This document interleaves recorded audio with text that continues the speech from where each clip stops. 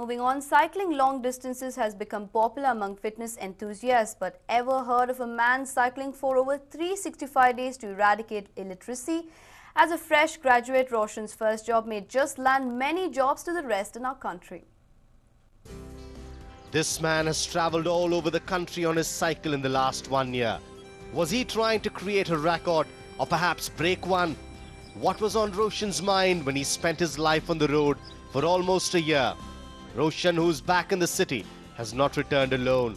If all goes well, he has returned with data which might change the face of illiteracy in India.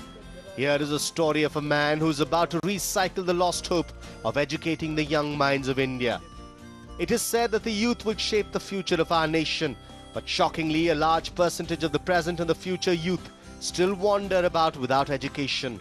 Roshan, who had just finished his graduation, surprisingly observed the reality of education in India and decided to take up a job where he could research, educate and eventually kill illiteracy, leading to jobs in the country.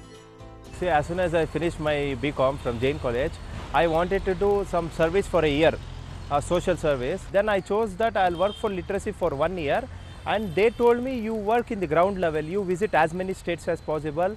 Since you want to dedicate 1 year for service, you can be part of this. So I was interested and I took up. And for me, challenge was budget. So I wanted to do in minimal budget, so I chose cycle as my mode of transport.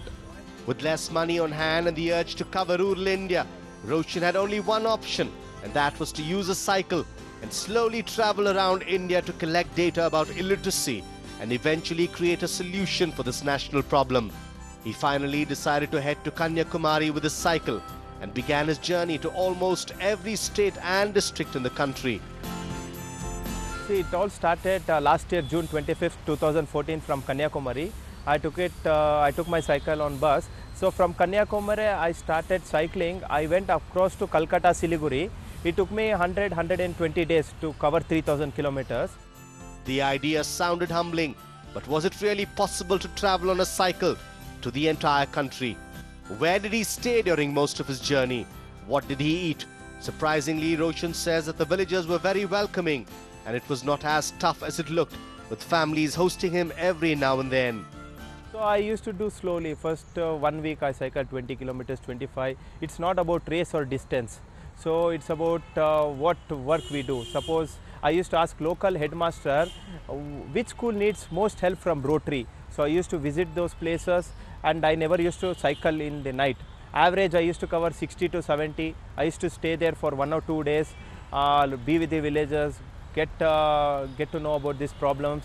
And also in my free time I used to teach government kids English, computer, maths. Okay. So it's not mainly about cycling and it's not for record. I did slowly, and I never had any problems for safety reasons, because each and every person, whomever I met many local heroes, unknown heroes. They all helped me. Villagers, people gave me accommodation, food, and I had this immense pleasure of watching the rural India, where the real India lies. Roshan, who was saddened by the situation, verified all the existing education schemes available in our country to try and introduce the schemes to villages he visited.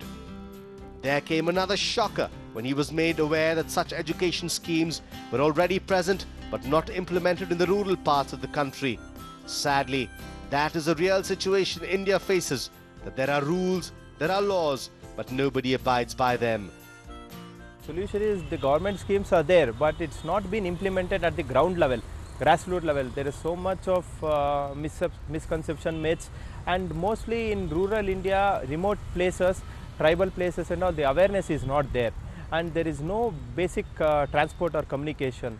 For example, I visited few places in Jharkhand, Meghalaya, Chhattisgarh. Up to 7th or 5th they have school in village, but after that they discontinue because high school is 6 kilometers, 7 kilometers away. And when you talk about adult literacy, there is Sakshar Bharat scheme.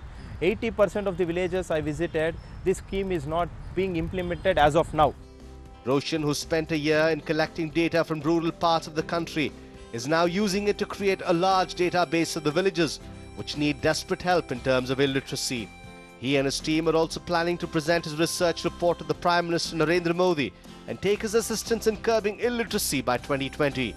It is a dream which Roshan feels is achievable, if the Prime Minister gives his data collection serious thought. Roshan's selfless story is indeed inspiring. With his personal savings and help from other organizations, Roshan is leading by example for the youth of the nation to follow. It is easy to blame the government for inaction. Are you ready to take charge of the problems in your country? As Roshan said, you don't need to cycle long distances. Your decisions will bring in the change you want to see. Vivek Vinayak, News9, Bengaluru.